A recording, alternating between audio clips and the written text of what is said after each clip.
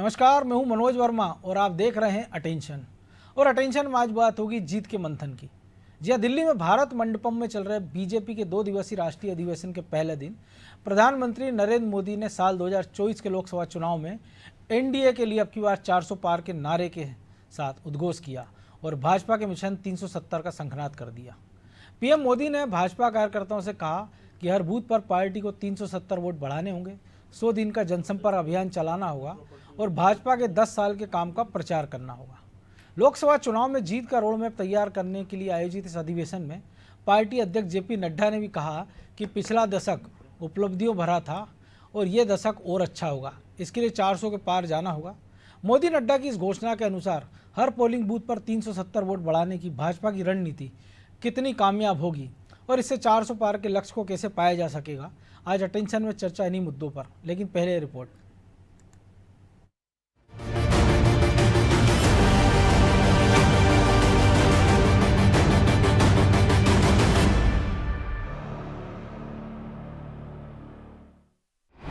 शुरू हो गया मंथन, 400 पार होगा चिंतन। लोकसभा चुनाव से पहले बीजेपी का आखिरी मंथन शुरू हो गया है। लोकसभा चुनाव से पहले पार्टी को गियर अप करने और चुनावी लाइन देने के लिहाज से इस अधिवेशन को काफी महत्वपूर्ण बताया जा रहा है। 2 दिन चलने वाले इस अधिवेशन में मध्य प्रदेश से भी बड़ी संख्या में कार्यकर्ता शामिल हुए। इस अधिवेशन में मोदी की जड़ी बूटी यानी अकेले कैसे 370 सीटों के लक्ष्य को हासिल करना है, इसको लेकर भी रणनीति तैयार हो रही है। वहीं बीजेपी नेता भी इस अधिवेशन को चुनाव से पहले महत्वपूर्ण बता रहे हैं। प्रधानमंत्री जी का संकल्प है कि हर बूथ पर 370 वोट बढ़ाना, जो हमने 10% कहा था, माननीय प्रधानमंत्री जी ने अब उसे 370 वोट का हमारा टारगेट हर बूथ पर है। तो संगठनात्मक सुदृढ़ीकरण और आगामी लोकसभा चुनाव में प्रचंड बहुमत की जीत के साथ भारतीय जनता पार्टी देश के अंदर इस बार के चुनाव में इतिहास बनाए, इस संकल्प के साथ अधिवेशन होगा। इस अधिवेशन में मोदी सरकार की उपलब्धियों को कैसे जनता तक पहुंचाया जाए, इस पर भी फोकस किया जाएगा। साथ ही बीजेपी का टारगेट एनडीए को 400 से ज्यादा सीटें दिलाने का भी है। तो राहुल गांधी भारत जोड़ो न्याय यात्रा निकालकर देश भर में कांग्रेस के पक्ष में माहौल बनाने में जुटे हैं। कुछ दिन पहले प्रधानमंत्री नरेंद्र मोदी झाबुआ में 370 की जड़ी बूटी देकर गए हैं। इस फॉर्मूले के तहत हर बूथ पर पार्टी को 370 नए मतदाताओं को जोड़ना है।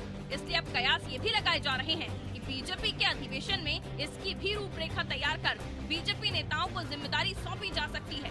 इतना ही नहीं, अधिवेशन में राम मंदिर को लेकर भी संकल्प दिलाया जा सकता है और ये रणनीति सेट की जा सकती है कि कैसे इन मुद्दों को भी लोगों के बीच पहुँचाया जाए। खैर, चुनाव से पहले बीजेपी के इस आखिर मंथन से कौन सा मंत्र निकलता है, ये देखना दिलचस्प होगा। ब्यूरो रिपोर्ट, अनादि टीवी।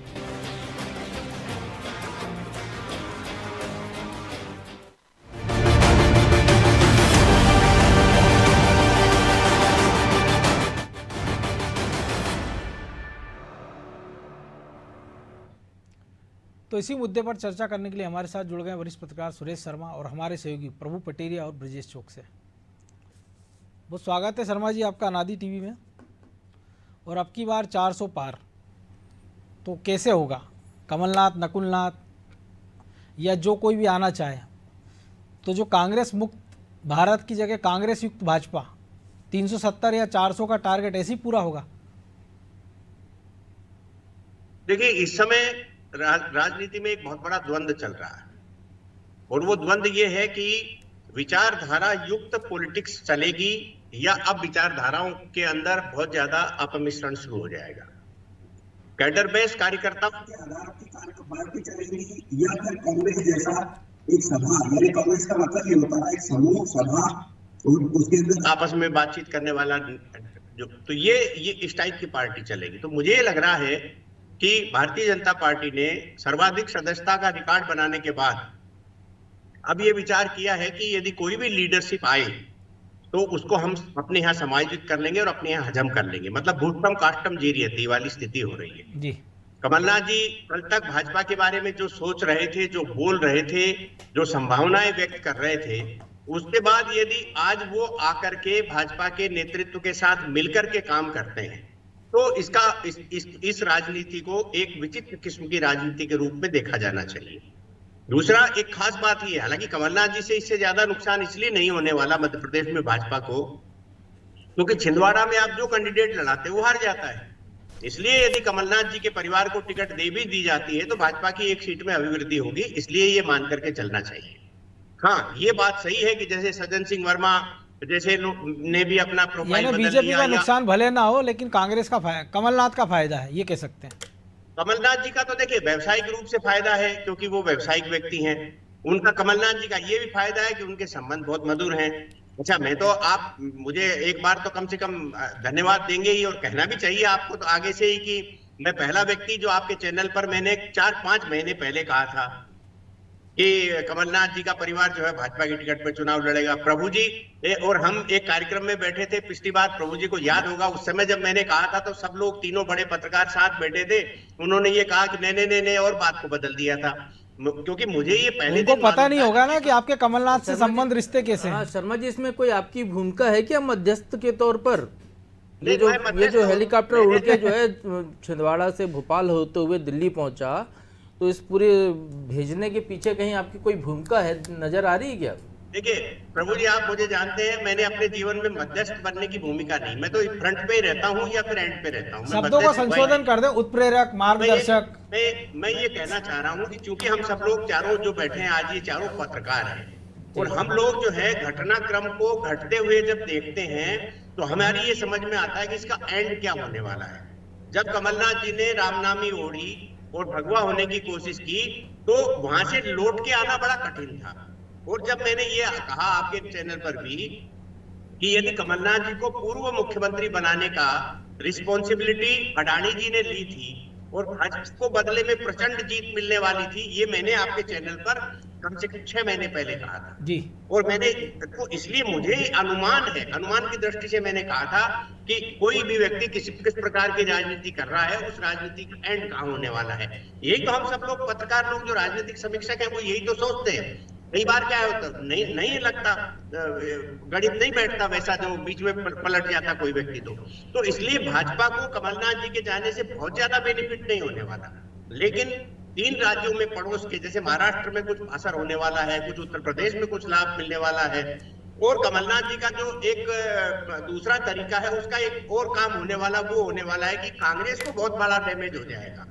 तो कांग्रेस का डैमेज मध्य प्रदेश का नहीं होगा, राष्ट्रीय स्तर पर भी ये डैमेज होगा कांग्रेस का, क्योंकि कांग्रेस के जितने बड़े नाम है वो धीरे धीरे यदि खिसक जाएंगे तो राहुल गांधी के अलावा कौन बचेगा? सबसे महान नेता तो राहुल गांधी बचेंगे।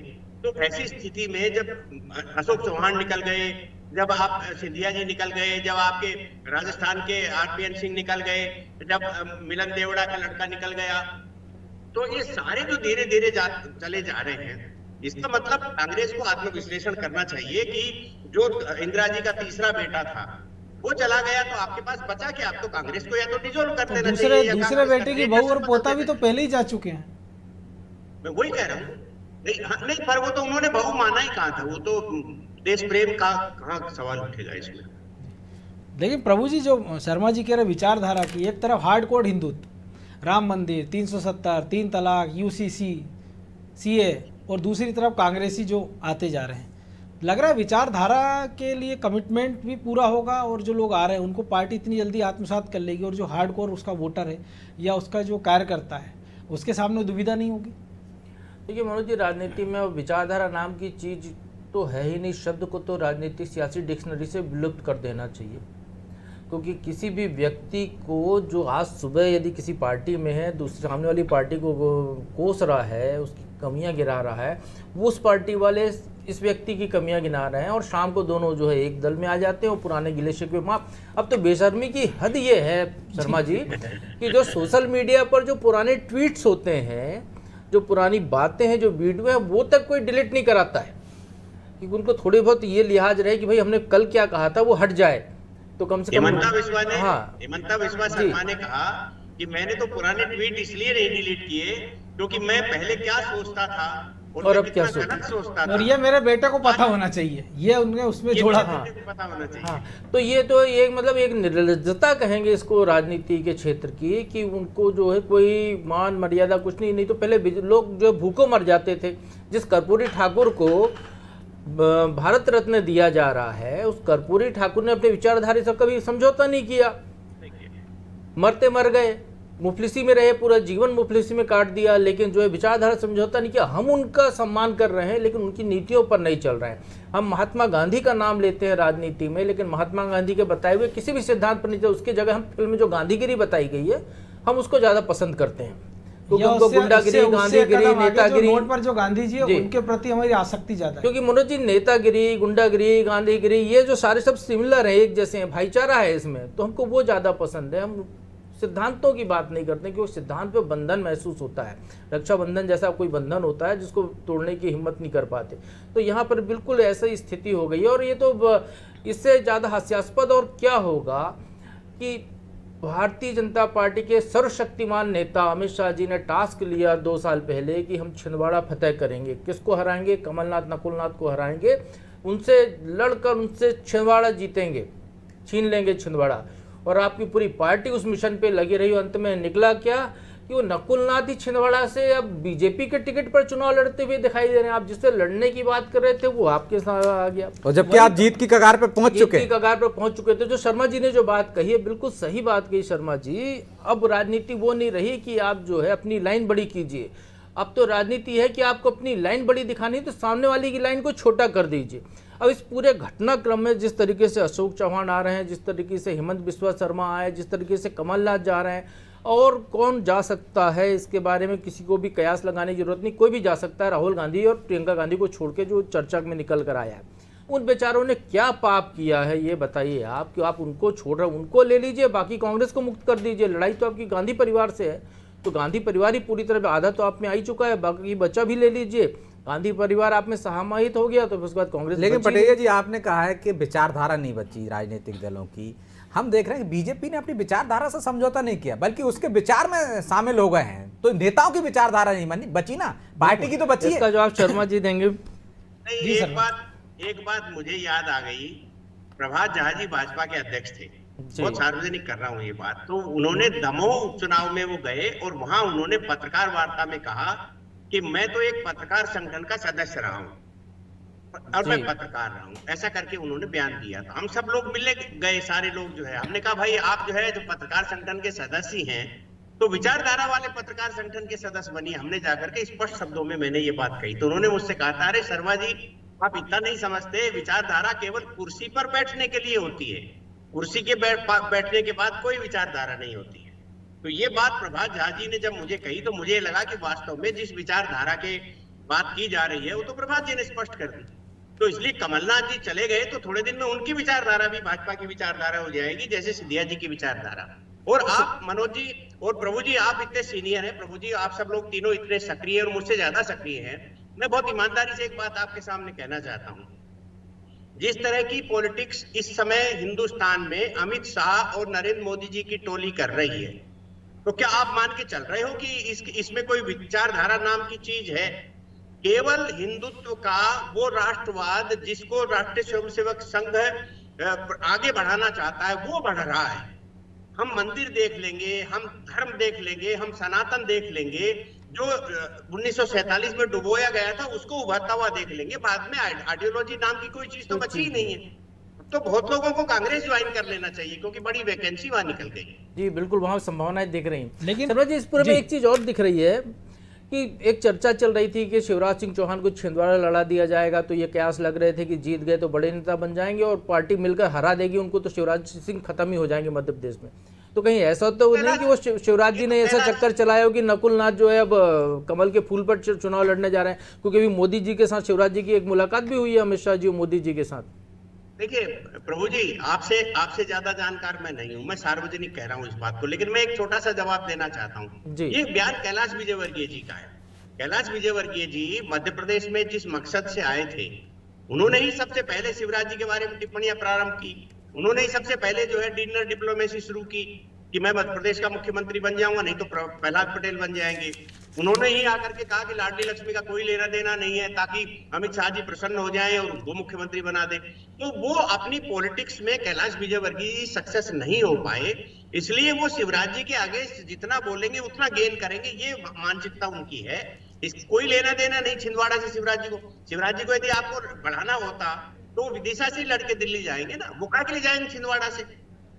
तो इसलिए इसका कोई मतलब नहीं है, ये केवल ये है कि शिवराज जी को कैसे चर्चा में रखाया जाए, कैसे फंसाया जाए और दिल्ली की नजर में कैसे हम अपने आप को बेहतर बताएं कि देखो मैं तो इतना बड़ा पॉलिटिशियन हूं और ऐसा करता हूं। कैलाश जी जैसे व्यक्तित्व के लिए जिनके बारे में आप और हम सब की धारणा है, मैं ये बार बार आपके चैनल पर भी कहा है कि कैलाश जी ही राजनीति में, मध्य प्रदेश की राजनीति में ऐसे व्यक्ति हैं जो पुरुषार्थ से जीत करके आए हैं। पहले उन्होंने सुरेश सेठ को हराया, फिर उन्होंने महेश जोशी के भतीजे को हराया, फिर उन्होंने जो है महू में हराया, फिर उसके बाद संजय शुक्ला को हराया। मध्य प्रदेश की पॉलिटिक्स में आसान जीतने वाले तो बहुत नेता मिल जाएंगे, लेकिन पुरुषार्थ से जीतने वाले केवल कैलाश विजयवर्गीय उमा भारती हैं। उमा भारती जी ने भी अपने क्षेत्र में लेकिन ब्रजेश जी, ऐसा नहीं लगता ये पुरुषार्थ बाकी नेताओं में होना चाहिए? क्योंकि जब नैया डगमगाती है तो आप दूसरी नैया पे फट से चढ़ जाते हैं और उसके खिवैया आपको बिठाते हैं और आपकी नैया पार लगा देते हैं, और वो जो कार्यकर्ता संघर्ष करता रहता है वो वहीं रह जाता है। निश्चित तौर पर मनोज जी, ये पुरुषार्थ दूसरे नेताओं में भी होना चाहिए, लेकिन जब पार्टी ही साथ ना दे, पार्टी की विचारधारा डगमगा जाए, तो जब देखिएगा कमलनाथ एक समय में जीत सकते थे उस इकलौती सीट पर, तो उनको भी लगता है ना कि पार्टी कहाँ जा रही है, विचारधारा कहाँ जा रही है, पार्टी अपना रास्ता चुन रही है तो नेता भी अपना रास्ता चुन रहा है। अब उनको लगता है कि जब मैं उस दौर में जीत सकता था, आपातकाल के दौर में भी उस समय जीत सकता था जब कांग्रेस की बुरी दौर था, और अब मैं हार की कगार पे हो गया। तो बेटे के मोह में तो हमने देखा है कि महाभारत जैसी हो गई है मनोज जी। तो बेटे के मोह में यदि कमलनाथ जी बीजेपी में जा रहे हैं तो कोई बड़ी बात नहीं है, क्योंकि पुरुषार्थ से जीत आप वहीं सकते हो ना जहां आपके पीछे संगठन भी हो। यदि कैलाश विजयवर्गीय भी इतने पुरुषार्थ वाले नेता हैं, यदि सुरेश जी कह रहे हैं, तो आप कांग्रेस में भेज दीजिए, जीत के दिखा दें।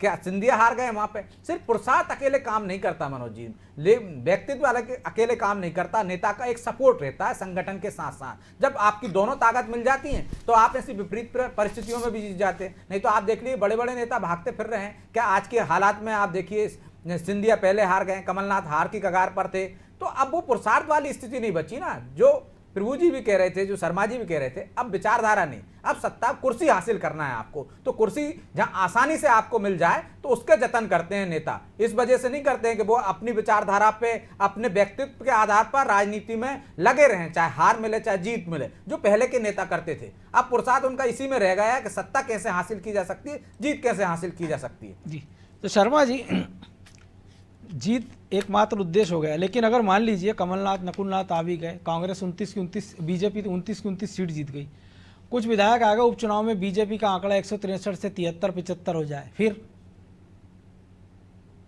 नहीं, विधायक इस लायक तो अभी है नहीं कि दल बदल की श्रेणी से बाहर हो जाएंगे। उपचुनाव मैंने कहा भाई 66 का कितना चाहिए कि दल बदल का कानून लागू नहीं, तो उपचुनाव भी हो सकता है ना भाई। मान लीजिए 8-10 गए, वो बीजेपी का नंबर बढ़ के 175 भी हो जाए उपचुनाव जीतने के बाद भी, फिर?